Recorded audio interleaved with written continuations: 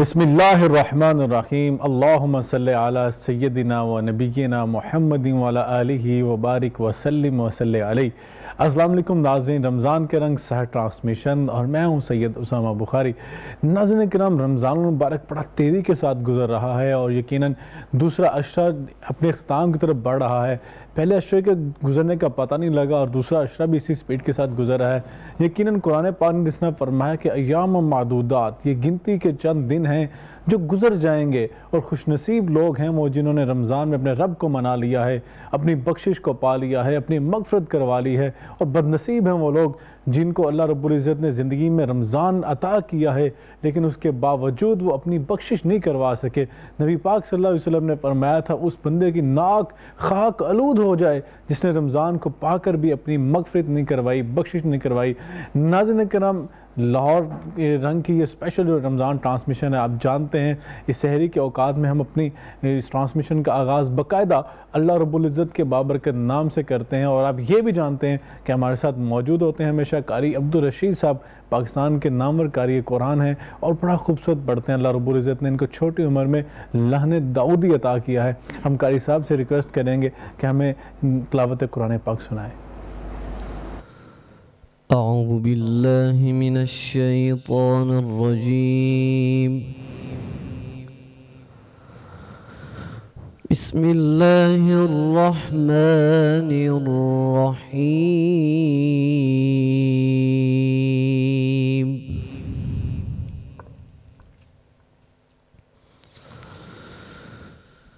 وَنُرِيدُ أَن نَّمُنَّ عَلَى الَّذِينَ اسْتُضْعِفُوا فِي الْأَرْضِ وَنَجْعَلَهُمْ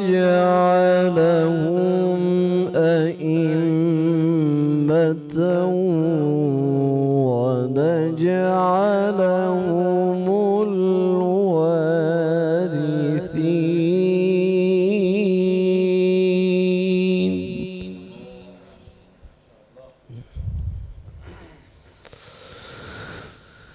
وَنُمَكِّنَ لَهُمْ فِي الْأَرْضِ وَنُرِيَ فِرْعَوْنَ وَهَامَانَ وَجُنُودَهُمَا مِنْهُمْ مَا كَانُوا يَحْذَرُونَ۔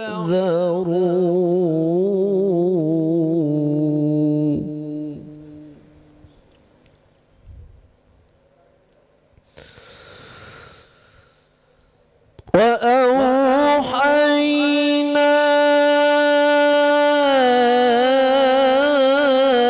إِلَىٰ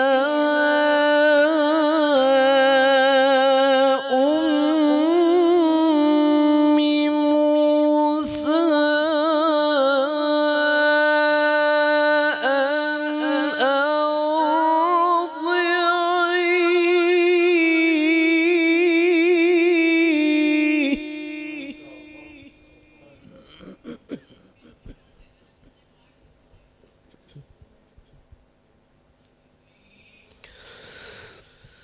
فَإِذَا خِفْتِ عَلَيْهِ فَأَلْقِيهِ فِي الْيَمِّ وَلَا تَخَافِي وَلَا تَحْزَنِي إِنَّا رَادُّوهُ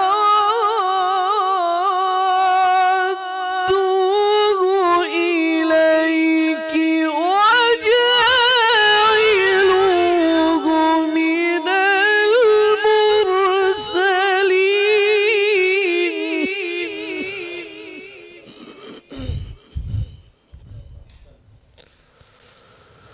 فَالْتَقَطَهُ آلُ فِرْعَوْنَ لِيَكُونَ لَهُمْ عَدُوًّا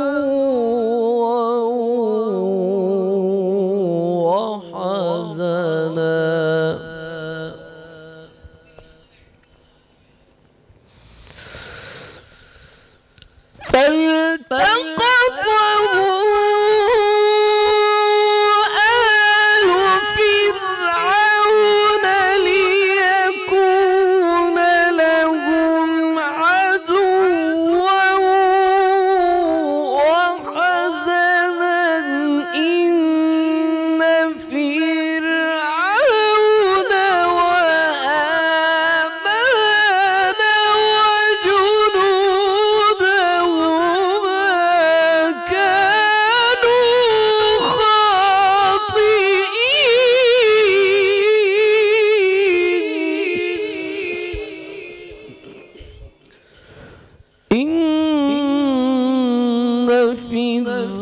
فرعون وهامان وجنودهما كانوا خاطئين.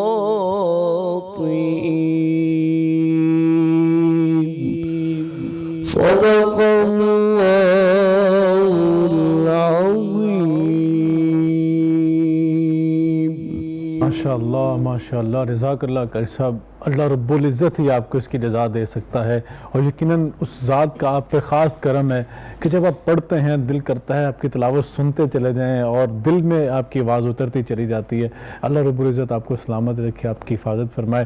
ناظرین کرام، آج قاری صاحب کی طرح ہی ملک کے نامور ثنا خان اور نعت خان محمد فیصل نقشبندی صاحب ہمارے ساتھ موجود ہیں. ہم انہیں اپنے پروگرام میں خوش آمدید بھی کہتے ہیں اور کئی دفعہ لاہور رنگ کی ٹرانسمیشن کا حصہ بنے ہیں. ہمیں آج پھر انہوں نے سعادت بخشی ہے، ہمارے ساتھ موجود ہیں اور انتہائی خوبصورت انداز میں حمد باری تعالیٰ پڑھتے ہیں. ہم ان سے ریکویسٹ کریں گے کہ ہمیں اپنی خوبصورت آواز میں اپنے رب کی حمد سنا دیجیے. ہو کرم ہو کرم ہو کرم یا خدا، ہو کرم ہو کرم ہو کرم یا خدا، ہو کرم ہو کرم ہو کرم ہو کرم مولا، ہو کرم ہو کرم ہو کرم یا خدا، ہو کرم ہو کرم ہو کرم یا خدا. میرے مولا تو سن لے میری التجا، ہو کرم ہو کرم ہو کرم یا خدا. رحم کی بھیک دے بخش دے ہر خطا، ہو کرم ہو کرم ہو کرم یا خدا. میں گناہ گار ہوں، میں سیاہ کار ہوں، تیری رحمت کا لیکن طلبگار ہوں. مولا مولا مولا مولا، میں گناہ گار ہوں، میں سیاہ کار ہوں، تیری رحمت کا لیکن طلبگار ہوں.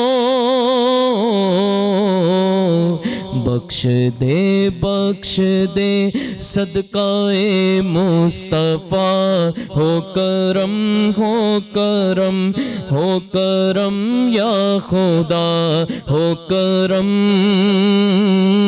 ہو کرم ہو کرم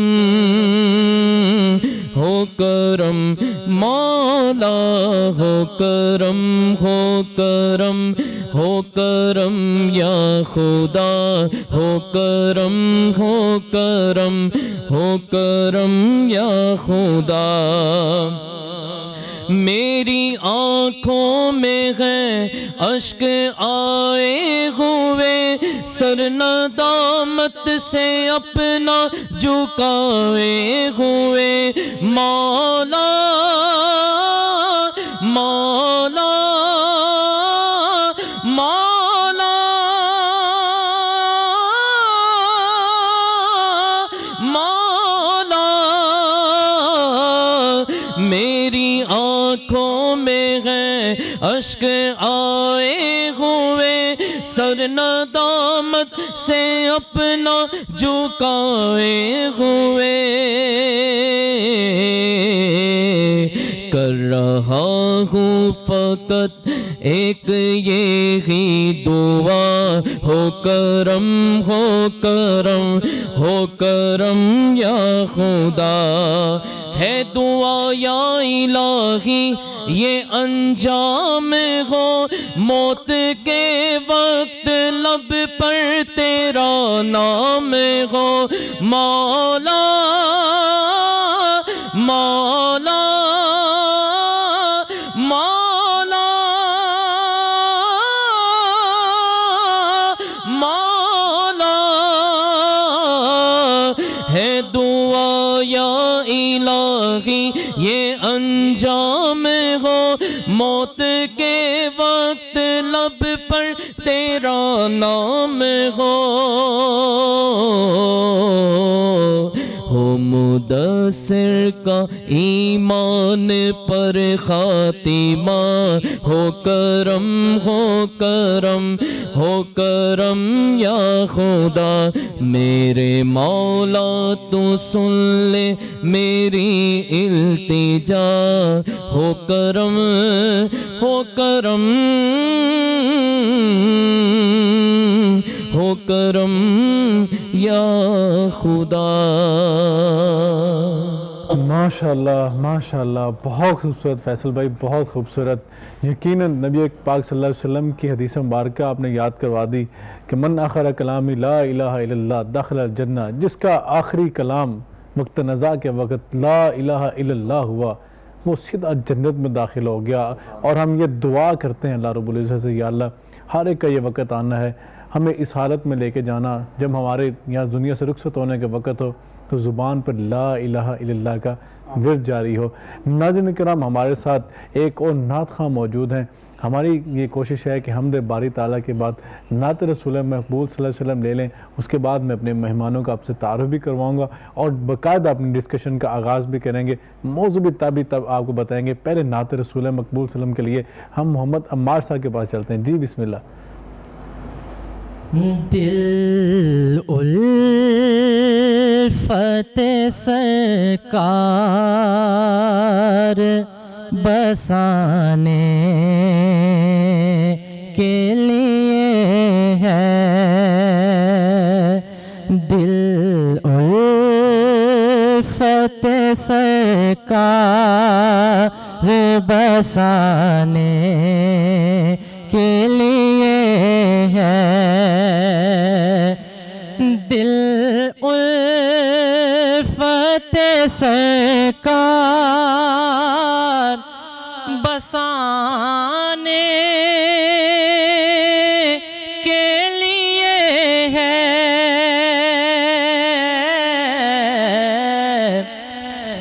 اور جان آپ کی حرمت پہ لوٹانے کے لیے ہے، جان آپ کی حرمت پہ لوٹانے کے لیے ہے، اور ہم امتی ان کے ہیں تو کیسے رہے محروم،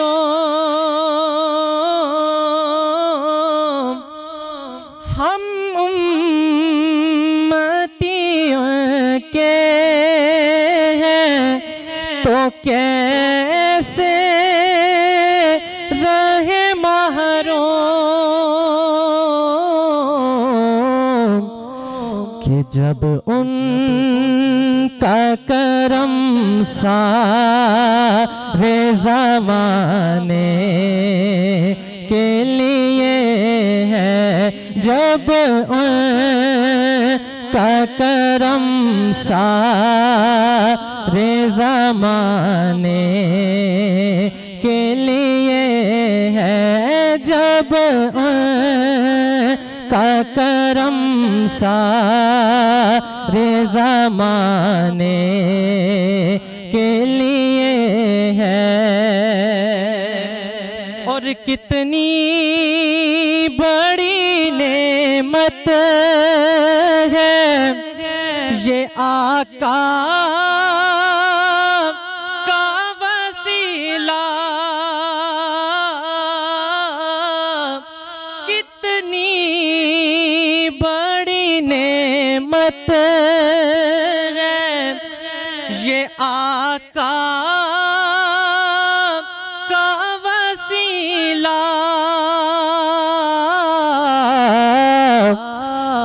کہ بندوں کو جو مولا سے ملا لانے کے لیے ہے بندوں کو جو مولا سے ملانے کے لیے ہے بندوں کو جو مولا سے ملانے کے لیے ہے اور پیغام سناتی ہے یہی آیات تطہیم پیغام سناتی ہے یہی آیات تطہیم کہ عزت میرے آقا کے گھرانے کے لیے ہے عزت میرے آقا کے گھرانے کے لیے ہے دل الفت سرکار بسانے کے لیے ہے جہاں آپ کی حرمت پہ لوٹانے کے لیے ہے۔ ناظرین کرام، دین اسلام ایک مکمل ضابطہ حیات کا نام ہے، زندگی گزارنے کے مکمل اسلوب کا نام ہے۔ آپ کے لیے خوشی کا موقع ہو، آپ کے لیے غمی کا موقع ہو، اسلام نے کہیں تشنگی نہیں چھوڑی، اور آقا کی سیرت اسوہ کامل ہے، اسوہ حسنہ ہے۔ ہم نے زندگی گزارنی کیسے ہے، رب نے ہمیں پیرامیٹرز عطا کر دیے ہیں، رسول اللہ صلی اللہ علیہ وسلم نے عمل کر کے دکھلایا ہے، آپ کے اصحاب نے، اہل بیت اطہار نے آپ کو اس کے اوپر عمل کر کے دکھلایا ہے۔ لیکن اس کے باوجود ناظرین کرام، ہم جس خطے میں رہتے ہیں، ہم اسے حقیقت کو تسلیم کرنا ہوگا کہ ہم جس خطے میں رہتے ہیں، ہم انڈو پاک کے جو یہ سارے سینیریو میں دیکھتے ہیں، تو ہم جب پارٹیشن کے بعد یہاں پر آئے، جو لوگ نو مسلم ہوئے، جو دیگر مذاہب سے لوگ آئے، انہوں نے وہاں کی رسومات جو تھیں اور وہاں کے جو اطوار تھیں، طور طریقے تھے، انہوں نے یہاں پر آ کر پھر وہی اپنانا شروع کر دیے۔ بہت ساری ایسی رسومات جن کا دین اسلام سے تعلق نہیں تھا، ان کو اسلام کے نام سے ہم نے منسوب کر کے اپنے معاشرے کا حصہ بنا لیا، اور کئی دفعہ ان رسومات کی وجہ سے ہم ایسی مشکلات کا شکار ہوتے ہیں کہ ہمارے معاشرے کے اندر دیگر کئی مسائل جنم لے رہے ہیں۔ ہمارے ہاں بیٹیوں کی شادیاں لیٹ ہو رہی ہیں، ہمارے ہاں نکاح وقت پہ نہیں ہو رہے، اور معاشرے کے اندر برائیاں جنم لے رہی ہیں۔ اسی پہ آج بات کریں گے کہ ایک ایسی بیماری جہیز کی بھی ہے۔ ناظرین کرام، پتہ نہیں ہے میں کیسے الفاظ استعمال کر رہا ہوں، لیکن میں دل سے بات کر رہا ہوں کہ ہمیں کئی دفعہ ایسا ہوتا ہے کہ جہیز جو ہے یہ مشکل بن گیا ہمارے معاشرے میں، نکاح میں دیر کے لیے، اور ہماری بیٹیوں کے سر میں چاندی آ جاتی ہے، وہ اپنے گھر کی ہو نہیں پاتی۔ اسی پہ آج بات کریں گے۔ ہمارے ساتھ موجود ہیں بہت خوبصورت مہمان ہیں، اور انتہائی خوبصورت گفتگو کرتے ہیں، دلائل کے ساتھ، قرآن و سنت کے دلائل ہوں، ہمارے معاشرے کی تعلیمات ہوں، اس حوالے سے ہماری رہنمائی کرتے ہیں۔ ہمارے ساتھ موجود ہیں خالد شہزاد فاروقی صاحب، بہت شکریہ آپ تشریف لائے، آپ نے اپنے قیمتی وقت میں سے ہمیں جو ہے خصوصی وقت عنایت کیا ہے۔ فاروقی صاحب، میں آپ سے پوچھوں گا، جہیز جب آتا ہے، ہمارے کئی لوگ کہتے ہیں جہیز ایک لعنت ہے، لیکن میں آپ سے جاننا چاہوں گا کہ جہیز کی شرعی حیثیت کیا ہے، جہیز کہتے کسے ہیں، کیوں، کہاں سے یہ چیز شروع ہو گئی؟ بسم اللہ الرحمن الرحیم۔ خالد صاحب دیکھیں، جس طرح آپ نے اپنی ابتدائی گفتگو میں ہی فرما دیا ہے یہ کہ یہ اس کا جہیز کا قرآن ہمارے اسلام سے، ہمارے دین سے قطعی کوئی تعلق نہیں ہے۔ اللہ اکبر۔ یہ جس طرح ہندوستانی ایک معاشرے سے آئی ہوئی چیز ہے، وہ ہم نے اسے بھرپور طریقے سے نہ صرف اپنا لیا ہے، بلکہ اب تو جس طرح آپ نے کہا، یہاں پہ خواتین کی صرف شادیاں ہی لیٹ نہیں ہو رہی، جن خواتین کی یا جن بچیوں کی شادیاں ہو جاتی ہیں، انہیں ان کے گھر والے اگر مناسب سامان جسے جہیز کہا جاتا ہے وہ نہ دیں، تو وہ پھر خودکشیوں تک بات پہنچ جاتی ہے، رشتے ٹوٹ جاتے ہیں۔ رشتے ٹوٹنا بھی تو بہت بات کی بات ہے، پہلے تو یہ ہے کہ سب سے بنیادی جو مسئلہ ہے یہ میں سمجھتا ہوں کہ یہ ہمارے معاشرے میں یہ ایک ناک کا بھی مسئلہ ہے. اچھا. جسے کہا جاتا ہے کہ جی اگر اب میری بیٹی ہے, میں اگر اسے کوئی چیز نہیں دوں گا, اگر اسے سامان نہیں دوں گا تو وہ لڑکے والے کیا کہیں گے. اللہ. والدین یہ بھی سوچتے ہیں. اور یہ دیکھیں جن گھروں میں یہ ہمارے روایات بن گئی ہیں اور بڑے اس طرح کے واقعات آئے روز ہم خود اس پہ کور کرتے ہیں چیزوں کو, کہ کسی بچی کو اگر آپ نے کہا ہے کہ کوئی خاتون ہے, اس کی شادی ہے, تو اسے اگر مناسب سامان نہیں فراہم کریں گے, ایک تو اس کی شادی گھر والے سمجھتے ہیں کہ اب اس کا رشتہ کہاں پہ ہوگا, ہمارے پاس تو سامان ایسا کوئی نہیں ہے, اچھا رشتہ نہیں ہے, وہ پڑھا لیتے ہیں, بچیوں کو پڑھا لیتے ہیں. یہ معاشرے کا سب سے جو برا پہلو ہے وہ یہ ہے کہ وہ یہاں پہ ہمارے پورے ملک کے اندر ہم ایک دوسرے کی یہ جو نمود و نمائش ہے اس نے بھی بہت زیادہ کام خراب کیا ہے. سب سے زیادہ بڑا کردار آپ نے جو موضوع رکھا ہے یہ بہت ہی مناسب اور بہت ہی صاحب ہے اس میں, کہ ہم یہاں پہ پیغام دیں لوگوں کو. بڑے بڑے نام جو ہیں وہ ابھی شادیاں ہوتی ہیں, ہم نمود و نمائش کروڑوں روپیہ خرچ کر دیتے ہیں, احساس کمتری کا شکار ہونا شروع ہو جاتا ہے معاشرہ. پھر دیکھا دیکھی جو ہے ہر باپ یہ سوچتا ہے, ہر ماں یہ سوچتی ہے کہ اس کی بیٹی جب بیاہی جائے تو اسے سارا سامان جو ہے وہ دیا جائے.